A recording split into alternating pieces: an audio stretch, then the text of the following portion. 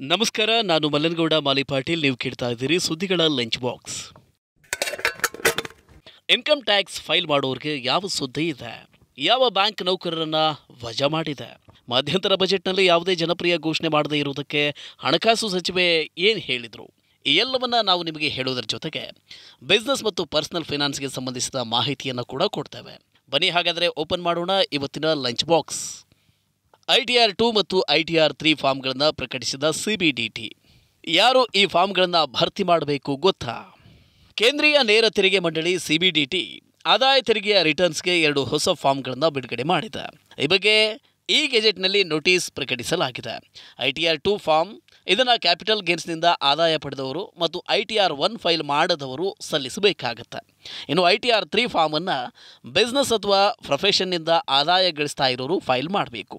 ಈ 2 ಫಾರ್ಮ್ಗಳನ್ನು ಸಲ್ಲಿಸೋದಕ್ಕೆ 2024 ಜುಲೈ 31 ಕೊನೆಯ ದಿನವಾಗಿದೆ. ತೆರಿಗೆದಾರರು ಆದಾಯ ತೆರಿಗೆ ಆಡಿಟ್ ಮಾಡ್ತಾರೆ ಮತ್ತು ಬಿಸ್ನೆಸ್ನಿಂದ ಆದಾಯ ಗಳಿಸ್ತಾರೆ ಅಂತಾದರೆ ITR ಫೈಲ್ ಮಾಡೋದಕ್ಕೆ ಕೊನೆಯ ದಿನಾಂಕ 2024 ಅಕ್ಟೋಬರ್ 31 ಆಗಿರುತ್ತೆ. ಮಧ್ಯಂತರ ಬಜೆಟ್ನಲ್ಲಿ ಯಾವುದೇ ಜನಪ್ರಿಯ ಘೋಷಣೆಯನ್ನು ಮಾಡದೇ ಇರುವುದಕ್ಕೆ ಹಣಕಾಸು ಸಚಿವೆ ಹೇಳಿದ್ದೇನು? ಮಧ್ಯಂತರ ಬಜೆಟ್ನಲ್ಲಿ ತೆರಿಗೆ ವಿನಾಯಿತಿಗಳು ಮತ್ತು ಇತರ ಜನಪ್ರಿಯ ಘೋಷಣೆಗಳನ್ನು ಮಾಡದೇ ಇರುವುದಕ್ಕೆ ಕಾರಣವನ್ನು ಹಣಕಾಸು ಸಚಿವೆ ನಿರ್ಮಲಾ ಸೀತಾರಾಮನ್ ತಿಳಿಸಿದ್ದಾರೆ. ಇದು ಲೇಖಾನುದಾನ ಎಂಬುದು ನಮಗೆಲ್ಲರಿಗೂ ಕೂಡ ತಿಳಿದಿದೆ. ಅದನ್ನೇ ನಾವು ಕೂಡ ಅನುಸರಿಸಿದ್ದೇವೆ ಕೂಡ.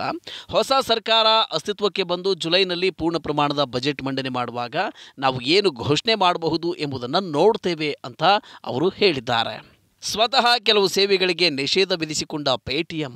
RBI ಆದೇಶದ ಮರುದಿನವೇ ಈ ಕ್ರಮ. ಪೇಟಿಎಂ ಪೇಮೆಂಟ್ಸ್ ಬ್ಯಾಂಕ್ ವಿರುದ್ಧ RBI ಕ್ರಮವನ್ನು ತೆಗೆದುಕೊಂಡು ಆದೇಶವನ್ನು ಹೊರಡಿಸಿದ ಮರುದಿನವೇ ಪೇಟಿಎಂ ತನ್ನ ಸಾಲ ನೀಡುವ ಪ್ಲಾಟ್ಫಾರ್ಮ್ ಸೇವೆಯನ್ನು ಸ್ಥಗಿತಗೊಳಿಸಿದೆ. ಕೆಲವು ವಾರಗಳವರೆಗೆ ಈ ಪ್ಲಾಟ್ಫಾರ್ಮನ್ನು ಸ್ಥಗಿತಗೊಳಿಸ್ತಾ ಇದ್ದಾವೆ. ಆದರೆ ಬೇರೆ ಬ್ಯಾಂಕುಗಳ ಜೊತೆಗೆ ಸಹಭಾಗಿತ್ವ ಸಾಧಿಸುವ ಬಗ್ಗೆ ಪೇಟಿಎಂ ಮಾತುಕತೆಯನ್ನು ನಡೆಸ್ತಾ ಇದೆ. 2024 ಜನವರಿ 31ರಂದು RBI ಆದೇಶವನ್ನು ಹೊರಡಿಸಿ ಪೇಟಿಎಂ ಪೇಮೆಂಟ್ಸ್ ಬ್ಯಾಂಕ್ ಲಿಮಿಟೆಡ್ ಯಾವುದೇ ಠೇವಣಿಗಳನ್ನು ಅಥವಾ ಟಾಪ್ಅಪ್ಗಳನ್ನು ಗ್ರಾಹಕರಿಂದ ಸ್ವೀಕರಿಸಬಾರದು. ಪ್ರೀಪೇಯ್ಡ್ ಮೋಡ್, ವಾಲೆಟ್ ಮತ್ತು ಫಾಸ್ಟ್ಯಾಗ್ನಲ್ಲೂ ಕೂಡ ಠೇವಣಿಯನ್ನು ಸ್ವೀಕರಿಸಬಾರದು. ಫೆಬ್ರವರಿ 29ರಿಂದ ಈ ನಿಯಮವನ್ನು ಜಾರಿಗೆ ತರಬೇಕು ಅಂತ ಸೂಚಿಸಿತ್ತು.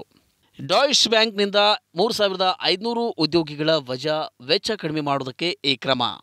ಜರ್ಮನಿಯ ಅತಿದೊಡ್ಡ ಬ್ಯಾಂಕುಗಳಲ್ಲಿ ಒಂದಾಗಿರುವ ಡಾಯ್ಸ್ 3500 ಉದ್ಯೋಗಿಗಳನ್ನು ವಜಾಗೊಳಿಸುವುದಾಗಿ ಗುರುವಾರ ಪ್ರಕಟಿಸಿದೆ. 2023ರ ಹಣಕಾಸು ವರ್ಷದಲ್ಲಿ ಲಾಭದ ಪ್ರಮಾಣದಲ್ಲಿ ಭಾರಿ ಇಳಿಕೆಯಾದ ಹಿನ್ನೆಲೆಯಲ್ಲಿ ಬ್ಯಾಂಕ್ ಈ ಕ್ರಮವನ್ನು ಕೈಗೊಂಡಿದೆ. ಆದರೆ ಯಾವ ಉದ್ಯೋಗಿಗಳನ್ನು ವಜಾಗೊಳಿಸಲಾಗುತ್ತೆ ಎಂಬುದನ್ನು ಬ್ಯಾಂಕ್ ತಿಳಿಸಿಲ್ಲ. ಅಷ್ಟೇ ಅಲ್ಲ, ಈ ನಿರ್ಧಾರ ಜರ್ಮನಿಯಲ್ಲಿ ಮಾತ್ರ ಅನ್ವಯ ಆಗ್ತದೆಯೇ ಅಥವಾ ಭಾರತ ಸೇರಿದಂತೆ ಇತರ ದೇಶಗಳಲ್ಲಿರುವ ಶಾಖೆಯಲ್ಲೂ ಕೂಡ ಇದು ಅನ್ವಯ ಆಗುತ್ತೆ ಅಂತ ಕೂಡ ತಿಳಿದಿಲ್ಲ. ಎಲೆಕ್ಟ್ರಿಕ್ ವಾಹನಗಳ ಸಬ್ಸಿಡಿ ಕಡಿಮೆ. ಸರ್ಕಾರ ಫೇಮ್ ಸ್ಕೀಮ್ ಮತ್ತು ಎಲೆಕ್ಟ್ರಿಕ್ ವೆಹಿಕಲ್ ಬಳಕೆಯ ಉತ್ತೇಜನ ಯೋಜನೆಗಳಿಗೆ ಮೀಸಲಿಟ್ಟ ಮೊತ್ತದಲ್ಲಿ 44% ಇಳಿಕೆ ಮಾಡಿದೆ.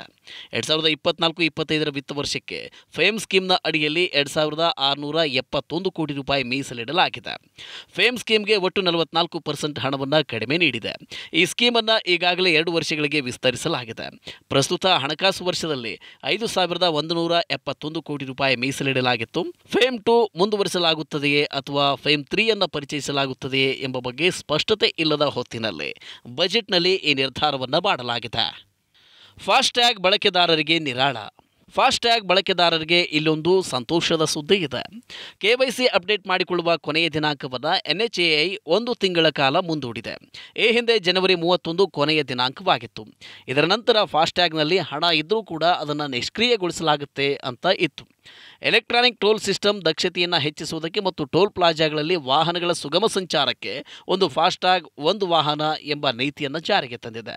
ಹಲವು ವಾಹನಗಳಿಗೆ ಒಂದೇ ಫಾಸ್ಟ್ಯಾಗನ್ನು ಬಳಸುವುದನ್ನು ಹಾಗೂ ವಾಹನಕ್ಕೆ ಹಲವು ಫಾಸ್ಟ್ಯಾಗ್ಗಳನ್ನು ಲಿಂಕ್ ಮಾಡುವುದನ್ನು ತಡೆಯುವುದು ಇದರ ಉದ್ದೇಶವಾಗಿತ್ತು. ಖಾದ್ಯ ತೈಲದಲ್ಲಿ ಸ್ವಾವಲಂಬಿಯಾಗಲಿರುವ ಭಾರತ. ಎಣ್ಣೆ ಬೀಜಗಳನ್ನು ದೇಶದೊಳಗೆ ಉತ್ಪಾದನೆ ಮಾಡುವುದಕ್ಕೆ ಉತ್ತೇಜನ ನೀಡುವ ಕಾರ್ಯತಂತ್ರವನ್ನು ಸರ್ಕಾರ ರೂಪಿಸಿದೆ. ಇದನ್ನು ಹೊರತುಪಡಿಸಿ ಪಶುಸಂಗೋಪನೆ ರೈತರಿಗೆ ಪ್ರೋತ್ಸಾಹ ನೀಡುವುದಕ್ಕೂ ಕಾರ್ಯಯೋಜನೆಯನ್ನು ಪ್ರಕಟಿಸಲಾಗುತ್ತೆ. ದೇಶದ ಖಾದ್ಯ ತೈಲ ಬೇಡಿಕೆಯನ್ನು ಪೂರೈಸುವುದಕ್ಕೆ ದೊಡ್ಡ ಪ್ರಮಾಣದಲ್ಲಿ ಖಾದ್ಯ ತೈಲಗಳನ್ನು ಭಾರತ ಆಮದು ಮಾಡಿಕೊಳ್ಳುತ್ತಿದೆ. ಇದನ್ನು ನಿಯಂತ್ರಿಸಿ ದೇಶದಲ್ಲೇ ಎಣ್ಣೆ ಬೀಜಗಳನ್ನು ಉತ್ಪಾದನೆ ಮಾಡುವುದಕ್ಕೆ ಪ್ರೋತ್ಸಾಹ ನೀಡುವುದಕ್ಕೆ ಒಂದು ಕಾರ್ಯತಂತ್ರವನ್ನು ಶೀಘ್ರದಲ್ಲಿಯೇ ಸರ್ಕಾರ ಪ್ರಕಟಿಸಲಿದೆ. ಇವಿಷ್ಟು ಇಂದಿನ ಲಂಚ್ ಬಾಕ್ಸ್ ಸುದ್ದಿ. ಇನ್ನಷ್ಟು ಅಪ್ಡೇಟ್ಗಳೊಂದಿಗೆ ಮತ್ತೆ ಭೇಟಿಯಾಗೋಣ. ನಮಸ್ಕಾರ.